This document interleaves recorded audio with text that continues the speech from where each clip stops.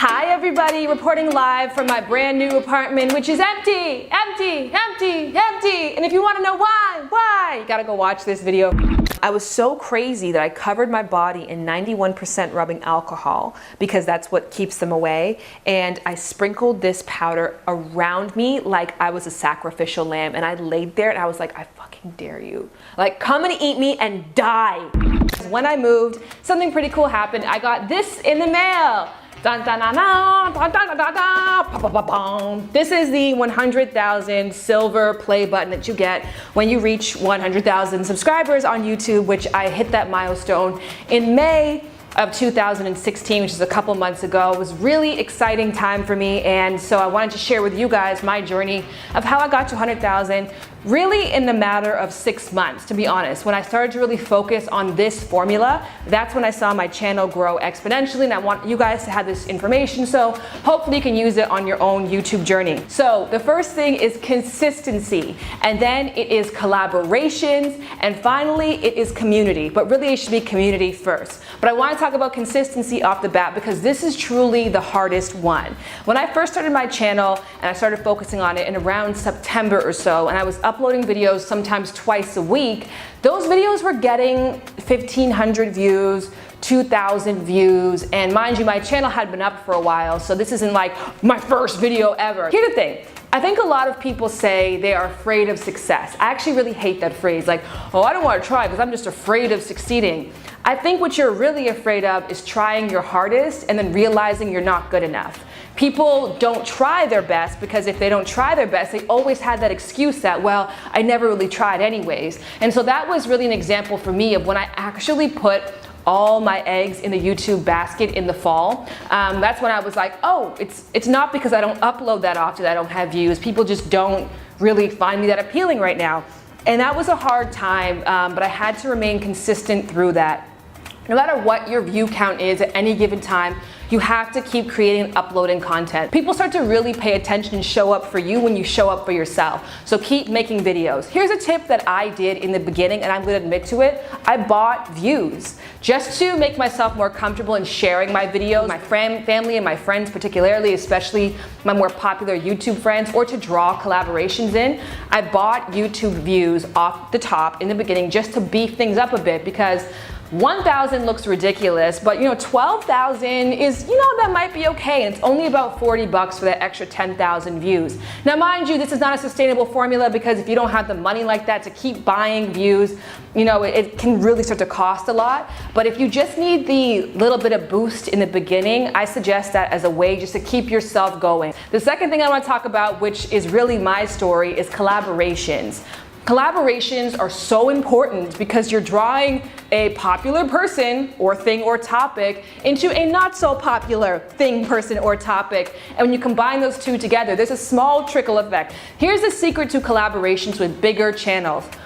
Don't ask for cross collaboration. I think period in general, never ask for cross collaboration. Approach somebody, say, I have an idea for you for my channel, here's what I want to do, and put no pressure or work on them. Make it the simplest thing in the world. You'll show up to where they live with your camera, with your sound, you'll be in and out in 40 minutes and it will never even affect them. If they don't want to post it, they don't have to. If they feel compelled, great. Even then, that kind of goes without saying. So that was my secret tip. I asked people who were much larger than me, hey, can I work with you or interview you? It kind of worked double-fold because one, for my small audience, they appreciated seeing a familiar face, which was great. And two, a lot of the times I had confidence in the content that I would create. I knew I would make something unique or special that they had never done before, and they might feel inclined to share it with their audience. And that worked for me 100% of the time. Sometimes big people even reposted the video to their channel, which was a massive help. So collaborations for me were everything. With collaborations as well too, if you are a small fish trying to catch a big fish, you need to have your rod in the water. Don't come in here. You need to have your rod in the water for a long time. You don't catch the bass fish just by like scooping your hand in. Then you get tadpoles that way. So you have to learn to be persistent but not annoying.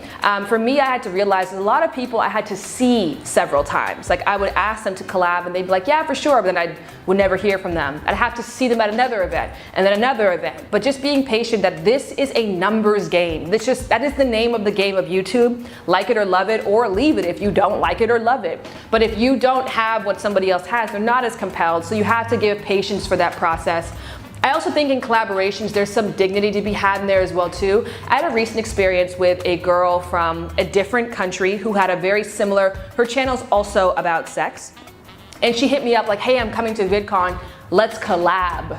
That was like how she approached me. And I was like, you want me to collab with you? Yeah. Like, I'm used to usually approaching those people and asking them. So her to ask me, I was like, of course I'll collab with you. And I love your channel, I think you're great. And we have very similar content. And then so leading up to this is probably months ago, she was like, email me every so often. She actually pitched me an idea of what we should work on together. I'm like, great, because sounds cool. Then leading up to the actual VidCon, she was asking me a lot of questions like, do you have an extra pass? Where are you staying? What parties are you going to? What panels are you speaking on? And I was like, just getting information really earnestly, like, here you go, here you go, here you go. And then when she actually got to VidCon, I met her and I was like, hey girl, I'm so excited to meet you, like blah, blah, blah, blah. And she was like, mm-hmm.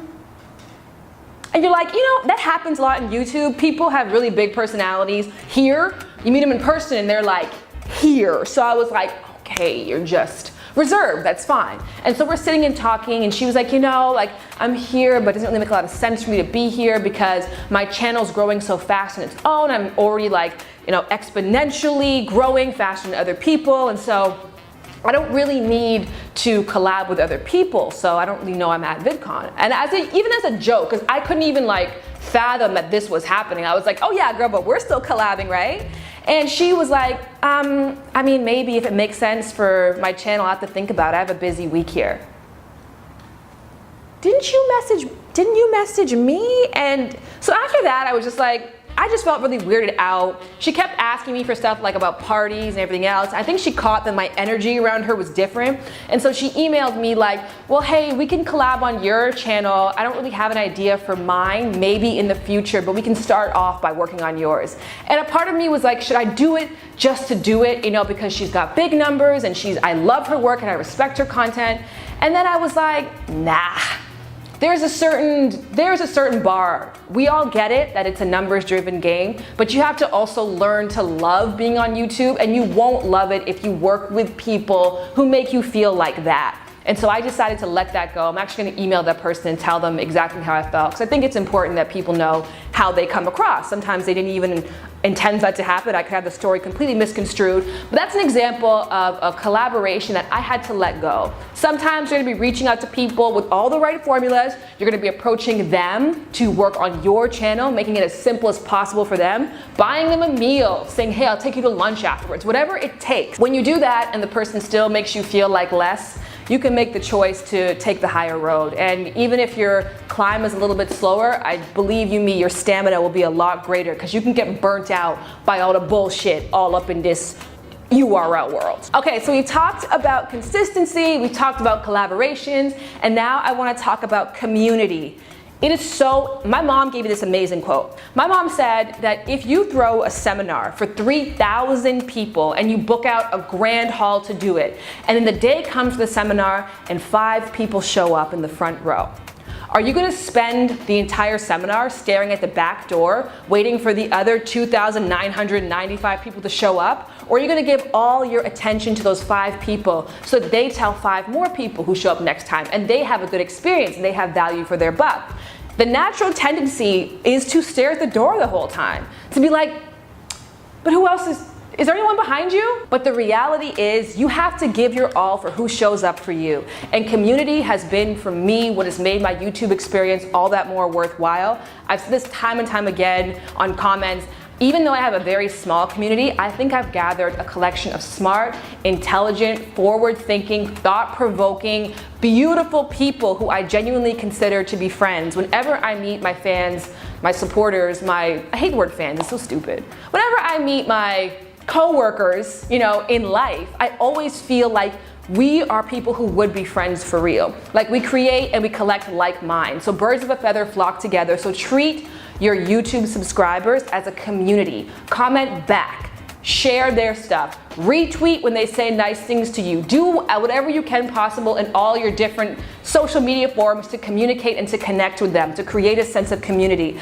I love my subscribers. I have people who aren't super fans who usually challenge me. I love them. I have people who make me laugh consistently. I have people who overshare and they inspire me to give more of myself every single time. I have people who just show up for me time and time again, and I see you every single time. So do yourself a favor, no matter how big or small your community is, treat them like family, treat them like gold, treat them like the 5 VIP guests, not the 5 people who happen to be there while you wait for everybody else. Community will see you through to the finish line. I guess the long story short, in order to get to this very small monumental place, which I got an amazing letter from the CEO of YouTube where it said, you know, 1 million might seem like a far way away, but you're closer than you think, and we're all rooting for you, which I think that line is beautiful.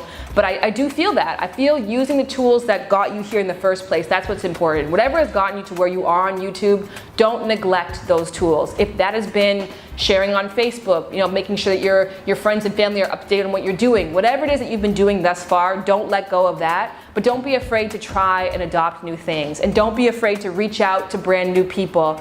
Hopefully I reach 1 million in 4 years. That's been my goal, as I talked about in other videos. But I'm in it for the long run. And as I said before, you know, I enjoy being on YouTube, so I want to keep coming back here regardless of the results. But it's definitely nice when the results come in a physical form. Good luck to you guys. Let me know in the comment section below if you have any questions or tips others can learn from, and let's all get to 1 million somehow, some way, someday. Shit.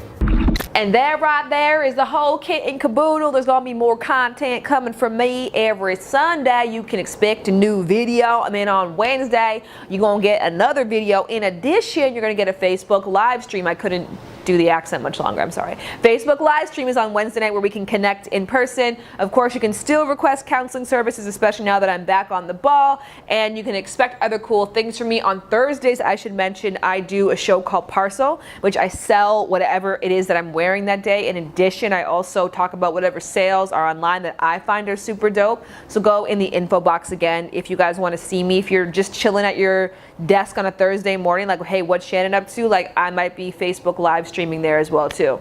That's fashion. Wednesday is sex. That's where you really want to be. If it were up to me, that's where I would be. See? Yes, she? I feel like I'm supposed to say goodbye, but today is Tuesday, so more than likely I'm going to see you tomorrow. So catch you in a bit, homie.